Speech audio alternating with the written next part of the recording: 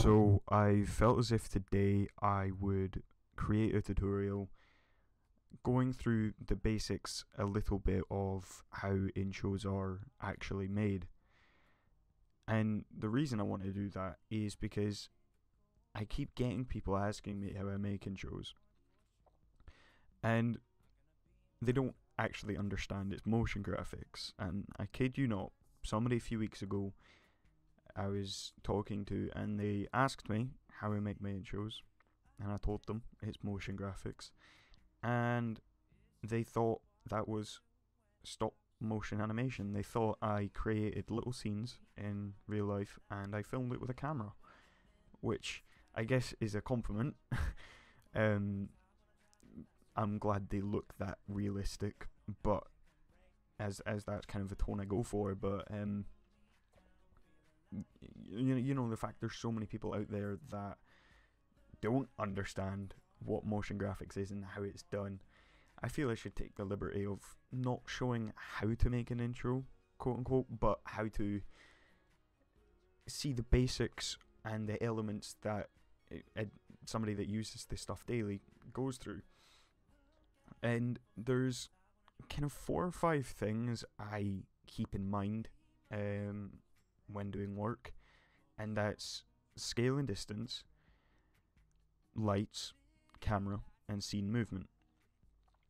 And inside of this software, you can see there's a camera, a simulated camera. It's got your focal length, your depth of field, your field of view. It's got the software is used to create simulations, I guess, and motion graphics and whatnot. So a simulated camera is kind of compulsory, but these 4 things I keep in mind drastically. For example, the way I said that person that was asking me how I done my intros thought I done them with a camera in real life. When I'm making intros, I do think of them as that way. I try to keep the scale and distance as if you were to rip them right out of the computer screen, it would be about the size of like a sandpit you would have in nursery or something. It would be very, very small, certainly not life size. And it's kind of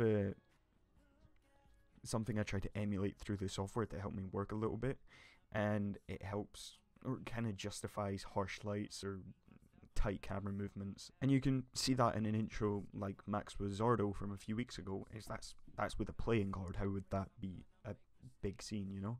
And scene movement plays into that as well. As you can see, that's an intro where the main focus is the card, but I kept the scene in the background very, very live. And with lights, you can see that with an intro like the last one I uploaded for Enforcer, that scene's mainly driven by lights and a bit of the camera. The materials are very, very dry, and materials is one thing I've kind of started applying to that list recently, because since I've been using Octane, which if you don't know how all this stuff works at all, this is a 3D animation software, and Octane is a third-party render plugin which makes my renders go from looking very much not real to very much real. And these 4 steps have kind of become more vibrant in my workflow since I've been using Octane. But you can see with an intro like Shuffle Gamers, the scene is very much driven by the disc movement and the camera. So you can see how all these things filter into every single intro. I knuckle down on these things quite. I knuckle down on them quite a lot. It's fair to say that I lock them down. I lock them down into a box and focus on them. Whereas some people just work freely and let their brain go wild. Some people do the exact same thing every time and change colors and change the client's name. It's how you want to work. It's the business, you know. Whatever works for you, you know. So, and especially because I like to vary my styles and do very different things with each piece of work, which is what a lot of quote-unquote real motion designers will do. It's kind of a necessary thing to focus on certain key points in animating. But anyway, let's get into this. So this is Cinema4D. This is what a lot of 3D motion designers will use. Your 2D intros, your cool snazzy 2D intros, they don't come out of this thing. What comes out of this thing is all that 3D stuff you see around, all the intros 3D people do. I know some people that use Element 3D and Blender, but they're a little I don't want to use the word deficient because Element 3D is amazing, but Blender I would call deficient for a lot of intricate motion graphics like this, although it can be used good. I just feel like Cinema4D is much better, and I feel like a lot of people would agree with me on that, especially with Blender being free. You can understand why this software would be better. But what we'll do is we'll grab a logo, and I'll just show you a bit of my workflow, so if you're new to Cinema4D you can kind of see what steps to go, and maybe you can keep those 4 steps I went through earlier in your work you're starting to get through, and it may help you. So I will grab a logo quickly. I will be back in a second because I need to find one. In fact, actually, what I'm gonna do is, I know because I tried to make a logo out of this a while back. In fact, what I'm actually gonna do, I'm not gonna grab a logo. It's gonna grab some tags. So if you go to MoGraph and MoText, you can see now I got this Tesla font a couple months ago, and the E looks really, really cool. So if my fonts would load in, thank you, Tesla. There we go. You can see the E looks awesome. Capital E. Right, okay. That'll work as our logo for the tutorial. That's pretty cool. It looks very oriental. Now you can see we've already got an extruded 3D logo. Now if you were using something like the phase logo, that's a different process. You would import the paths and then extrude it within a extrude node here, etc, etc. But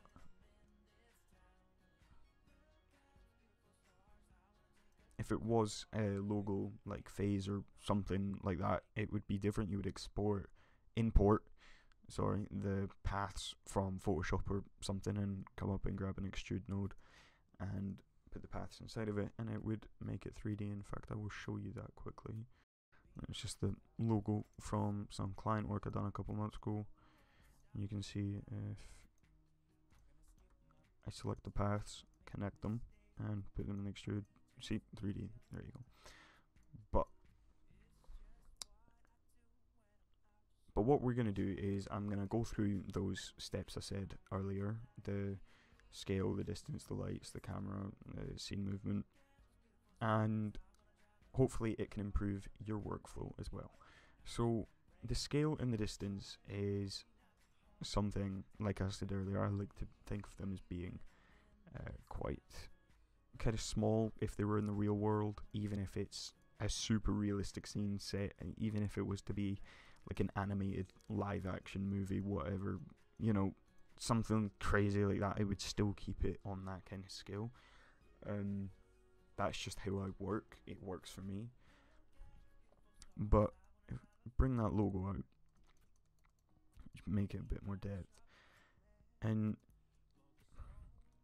when it comes to animating a logo, because I know when you first get into Cinema4D and you're first experimenting with logos and animating them and stuff, it's finding movements. And the one thing I notice extremely, and I'll get onto the camera and the scene movement in a minute, but it's so many people when they're starting out, they don't focus enough on getting a good camera shot, whereas this is motion graphics. It's kind of, things have to be in motion. The things in motion have to be in flow, just as if you were a cinematographer or something like that. So with the scale and distance, that's not going to apply too much to this scene I'm going to work with, because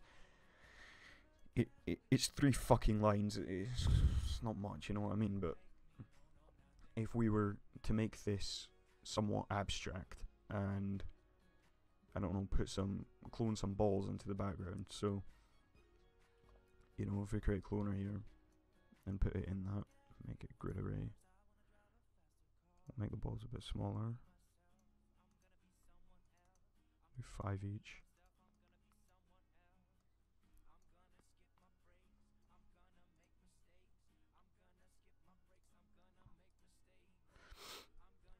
You can see I'll just add I don't like how many's going back in the Z space.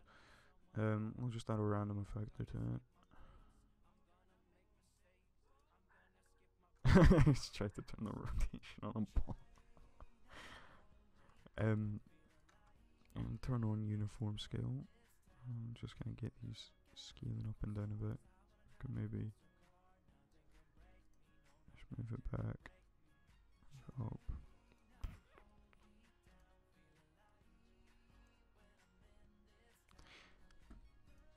Now what I would do is, you see these, if this was in actual intro scene, you see we've got all these balls in the background now. They would work as if, you know, if you were to get one of those things that blows bubbles, that's about the size they would be. So I would keep them very much blurred and out of focus to an extent, because I want to focus on this. So you've got to kind of bear in mind that subject matter when it comes to scale and distance and lights. Light doesn't always play a huge factor for me, because I do use a lot of HDRI environments, which is something you should get into if you don't know what they are. And that's if you come to a sky and say, if I'll go on my HDRI here, you can see a HDRI map. Oh my god, I'm so used to doing this in Octane. It's just right, new material. I apologize for my rookiness, because I've got so used to the Octane workflow, I'm pretty sure I forgot how to use default C4D, but you can see now we have this in the background. As you can see, it's all that it does. And if we right click, Cinema4D tags, compositing, scene by camera, and then render it, it's affecting our scene now. Of course, you would have to, you know, grab a material and apply it so that reflects. So I'm not gonna mess with it too much, but if you apply it to that, you can see now that's been reflected off that. I will show you my Octane workflow, because by the end I want to make this look pretty cool. But we'll just leave them there for now. Now the lights in general is, I try to set it up as if it was kind of, now I'm saying this to try and help you apply this to your work, and when I'm building my lights in my scene, I want it to be as if you're in like a film studio and you're setting up lights to get the tone you want. And I do that with the materials as well, because without materials your scene can't always have the tone you're looking for. Your materials do that for you a lot in 3D work. So one thing I would say is, if you are using lights, is use them in, don't use that default light because it's not good. Use like an area light. And I'm going to put in a camera so I can move freely, because I like this camera angle. But with your lights, you would kind of want to set them up as if it's in a film studio. So in a film studio, we probably have some crazy big lights up in each corner to get the shadows and the right reflections and whatnot. And maybe there'd be a window, which would be where your HDR environment's coming from and all that. So now you can see we've got much better light, and we've got nice shadows under here and under the bottom of the balls, etc, all that crap. So that's the way I would suggest setting up lights. Don't use Lightrooms. I know a ton of newbies to this stuff use Lightrooms, and you know, when it comes to styles and varying your work, a Lightroom's going to give you the same effect every single time, and you're not going to be able to kind of work a bit free with what you're trying to do. But you know, that's that. And the next thing is, I know a lot of people that come to, and the next thing of course is, I know a lot of people that come to Cinema4D to start off with animate a camera very raw. They I'll duplicate this, they'll put a keyframe down, go to 3 seconds, and if they want to do something like that, they'll animate it raw, and they won't use as if, you know, if you're trying to film something very steadily and clean in real life, they use like a dolly, like a thing that's stable, like a camera stabilizer, you know what I mean? But you can see how bad that looks. That's not good. But what us motion graphic gods do is I'll delete that, I'll duplicate this again. We will create, for example, a circle. Just the circle. We will rotate it 90 degrees. And some people, you know, do this in different ways. They'll just use a normal spline, but I feel a circle is kind of the best way to do this type of thing. And we'll right click on the camera, Cinema4D tags, align to spline. We'll align it to the circle. And then we come down to the logo. I'm going to create a null quickly. Where is it? Create object null.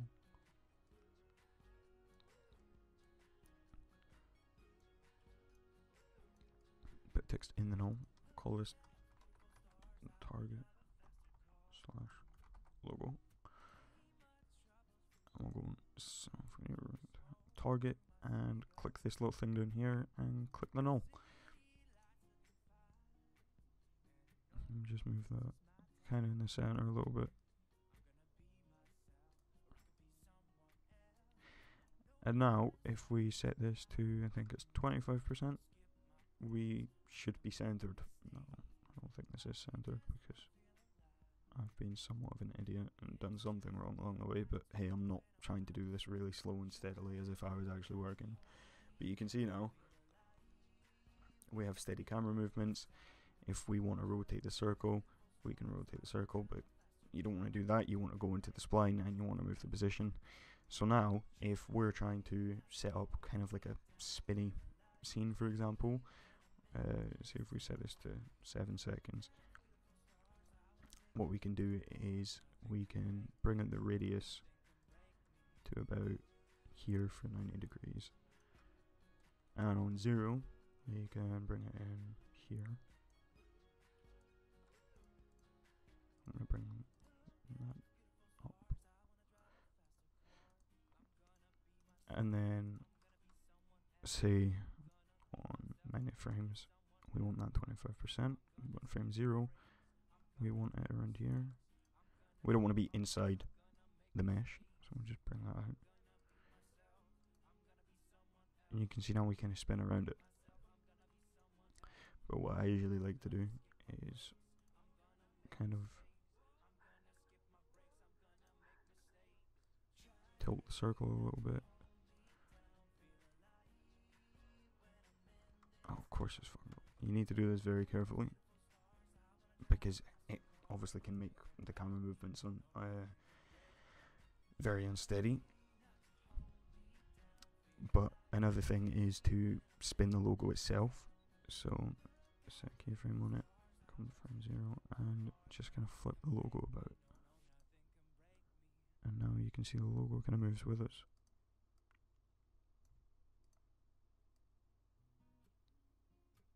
Now you can see how those camera movements look much more professional as to something very boring.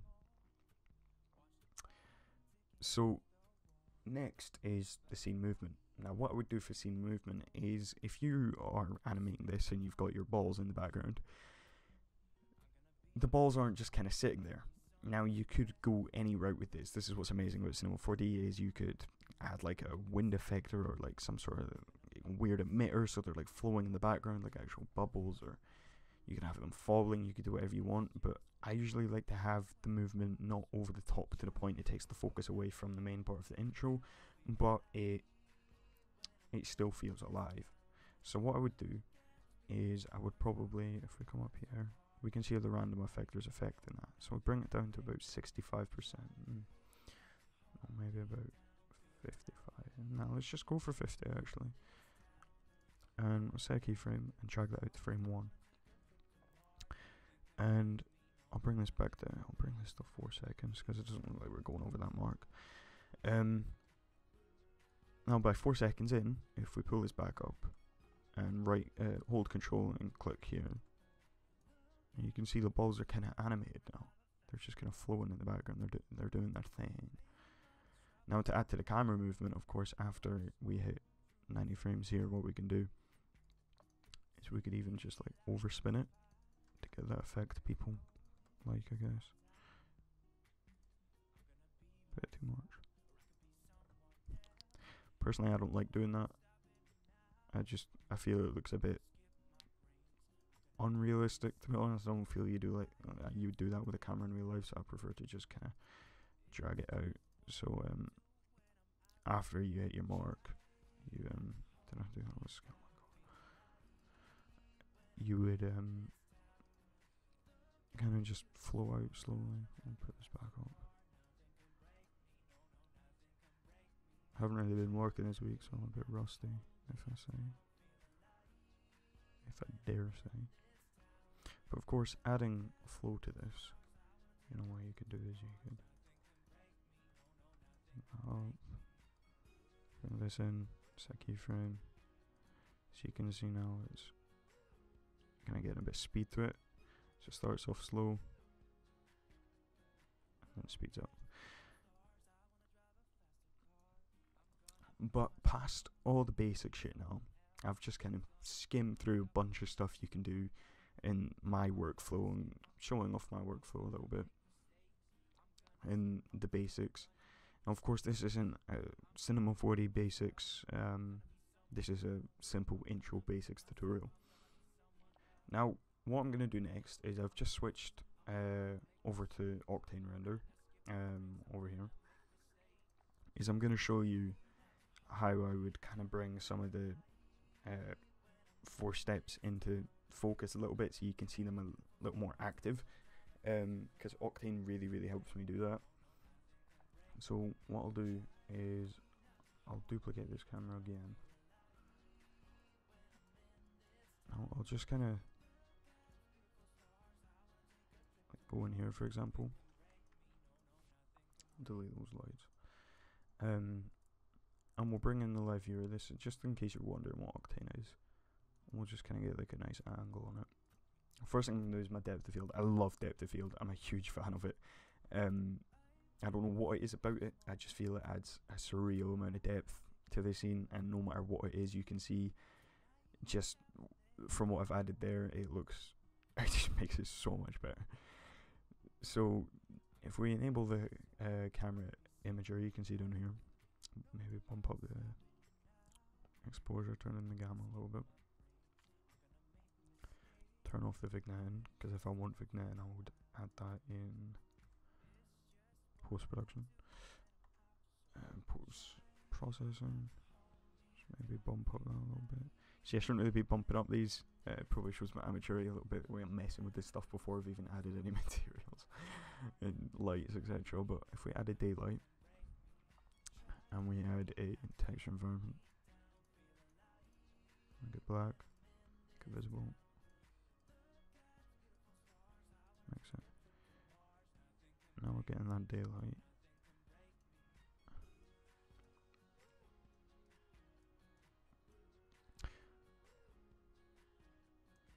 And I'll bring in a few materials I've saved from other work.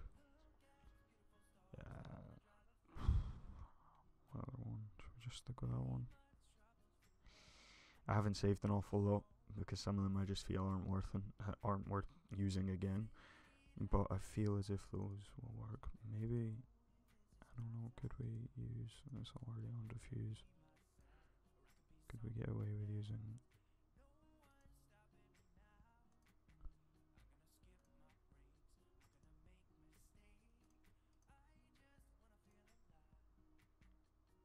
okay.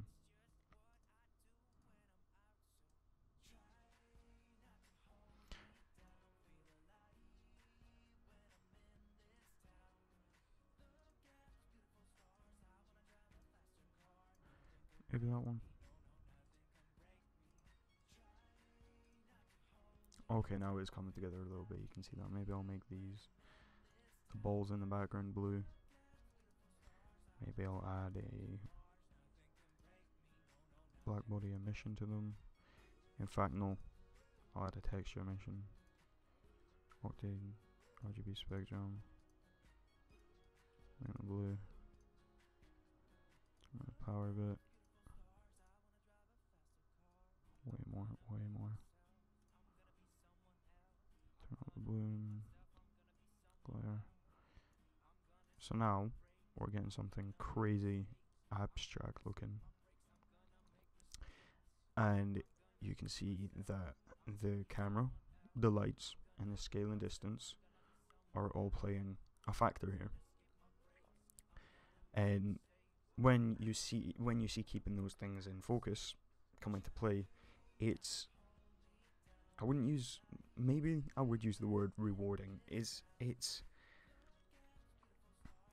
You feel very accomplished, because when you keep 4 primary focuses in your mind, and you know you stick to it, and you manage to grab them really fast, and you can see I've been doing this that long, I can keep these 4 things in my head and just jump in the software and bring all of them to life somewhat.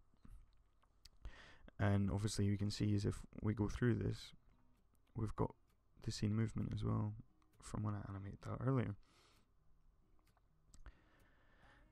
So it's, what I would suggest is, if you're wanting to make intros, don't look at it as making intros, look at it as motion graphics, because that's what it is. Study motion graphics.